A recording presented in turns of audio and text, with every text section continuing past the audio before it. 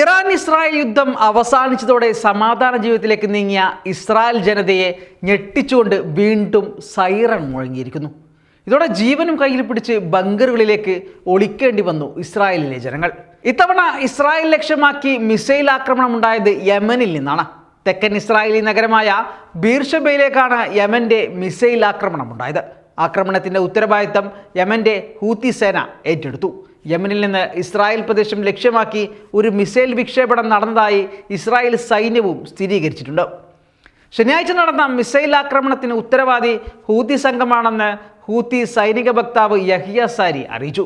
ആക്രമണത്തിന് പിന്നാലെ ഇസ്രായേലിൽ വ്യാപകമായി സൈറണുകൾ മുഴങ്ങിയെന്നും ഇസ്രായേലി മാധ്യമങ്ങൾ റിപ്പോർട്ട് ചെയ്തു. ഇറാനുമായുള്ള യുദ്ധസമയത്തുണ്ടായ ഭീതി ഇരു രാജ്യങ്ങളും തമ്മിൽ വെടിനിർത്തലിലേക്ക് നീങ്ങിയതോടെ ഇസ്രായേൽ ജനത സമാധാനത്തിലേക്ക് എത്തിയിരുന്നു. എന്നാൽ യമനിൽ നിന്ന് ആക്രമണമുണ്ടായതോടെ വീണ്ടും ബങ്കറുകളിൽ അഭയം പ്രാപിച്ചിരിക്കുകയാണ് ഇസ്രായേലിലെ ജനങ്ങൾ. വീണ്ടും ഇവിടെ ഭീതിയുടെ ദിനങ്ങളിലേക്ക് മാറുകയാണ്. അതേസമയം ആക്രമണത്തിൽ നാശനഷ്ടങ്ങൾ ഉണ്ടായതായുള്ള വിവരങ്ങൾ ഇസ്രായേൽ പുറത്തുവിട്ടിട്ടില്ല. മിസൈൽ മിക്കവാറും വിജയകരമായി തടഞ്ഞു എന്നാണ് ഇസ്രായേൽ സൈന്യം പറഞ്ഞത്. ഇത് പൂർണ്ണമായും തടയാൻ സാധിച്ചിട്ടില്ല എന്നുകൂടി അർത്ഥമാക്കുന്നുണ്ട്. യമനിൽ നിന്നുള്ള പ്രൊജക്റ്റൈൽ വെടിവയ്പ്പിനെ തുടർന്ന് തെക്കൻ ഇസ്രായേലിൽ സൈറണുകൾ മുഴങ്ങുന്നു.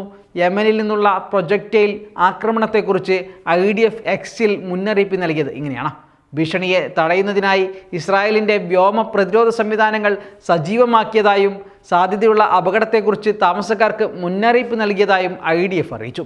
ടെലഗ്രാം മെസ്സേജിംഗ് ആപ്പ് വഴിയാണ് സൈന്യം ഈ വിവരങ്ങൾ അറിയിച്ചത്. ഭീഷണി നിർവീര്യമാക്കാൻ സൈന്യം പ്രവർത്തിക്കുന്നതിനാൽ ഇന്റർപ്റ്റ് ശ്രമങ്ങൾ തുടരുകയാണ് എന്നും IDFന്റെ അറിയിപ്പിൽ വ്യക്തമാക്കിയിരുന്നു.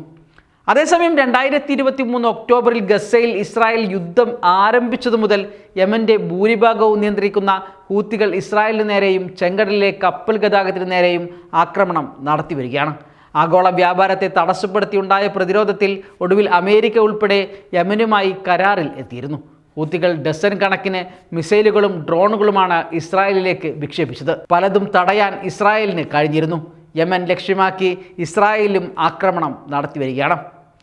അതേസമയം അടുത്ത ആഴ്ചയോടെ ഗസ ഒരിക്കൽ കൂടി വെടിനിർത്തലിലേക്ക് നീങ്ങുമെന്നറിയിച്ച് US പ്രസിഡന്റ് ഡൊണാൾഡ് ട്രംപ് രംഗത്തെത്തിയിട്ടുണ്ട്. എന്നാൽ എങ്ങനെ പ്രശ്നം പരിഹരിക്കുമെന്ന് ട്രംപ് വ്യക്തത വരുത്തിയിട്ടില്ല. 12 ദിവസത്തെ ഇറാനുമായുള്ള ഇസ്രായേലിൻ്റെ യുദ്ധം അവസാനിച്ചതിന് പിന്നാലെയാണ് ട്രംപിൻ്റെ പുതിയ സമാധാന നീക്കമെന്നും ഇതിനായി അദ്ദേഹം ഇസ്രായേൽ പ്രധാനമന്ത്രി ബെന്യാമിൻ നെതന്യാഹുവിന് മുന്നിൽ ഓഫർ വെച്ചതായും റിപ്പോർട്ടുകളുണ്ട്. ഹീബ്രു മാധ്യമങ്ങൾ റിപ്പോർട്ട് ചെയ്തതായി ഇസ്രായേലിലെ ഇംഗ്ലീഷ് പത്രങ്ങളാണ് റിപ്പോർട്ട് ചെയ്തത്. Way2Nikah.com, the exclusive Muslim matrimonial site.